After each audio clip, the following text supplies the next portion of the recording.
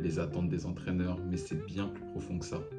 C'est une pression qui est souvent invisible, constante et permanente. Il y a notamment la pression de la performance, pas simplement la performance en match, mais aussi aux entraînements, parce que tu es évalué en permanence. Ce qu'un club attend de toi, c'est le meilleur de toi-même, du premier jusqu'au dernier jour de ton contrat.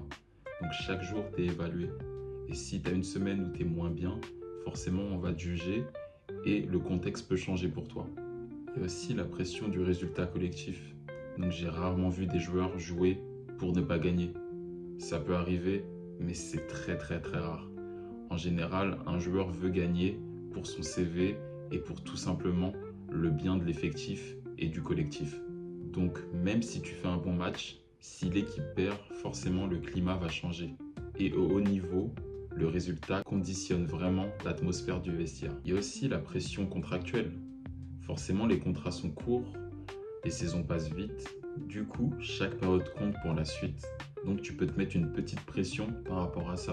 Tu te dis, il faut que je performe bien pour avoir un contrat l'année prochaine, pour pourquoi pas prolonger dans cette équipe-là, ou pour avoir un meilleur salaire pour la saison d'après. Donc il y a une petite pression que tu te mets toi-même par rapport aux performances sur le terrain qui sont liées à une pression contractuelle.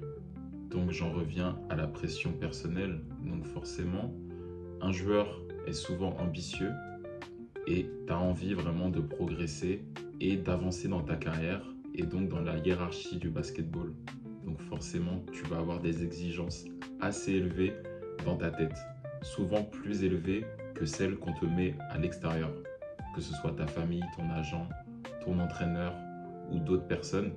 Forcément, toi, tu seras plus exigeant que les gens le sont avec toi. Il y a aussi la pression médiatique et sociale. Donc il y a beaucoup de basketteurs ou basketteuses qui vont nier cette pression en se disant que ça ne les touche pas ce qu'ils voient sur eux, sur Internet, sur les réseaux, quand ils font des mauvaises performances, quand ils sont critiqués. Mais en vrai, ça touche. Franchement, pour avoir témoigné avec pas mal d'autres basketteurs, je sais que ça touche. Et je sais que même si on dit « ouais, non, moi je lis pas », on lit un tout petit peu et on se dit pourquoi cette critique-là est faite envers moi.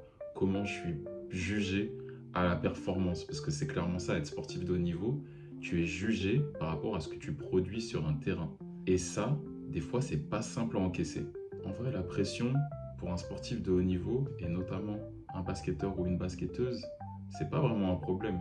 La question c'est comment tu vas la gérer, comment tu vas gérer plein de petits points qui touchent à ta carrière pour être la meilleure version de toi-même. Et au final, la pression, elle fait vraiment partie du métier. Comme dans tous les métiers, il y a une pression forcément parce qu'on attend de toi des résultats. Et ceux qui durent dans le basket de haut niveau, ce ne sont pas forcément ceux qui n'ont pas de pression, parce que tout le monde en a un tout petit peu. C'est ceux qui arrivent à fonctionner avec.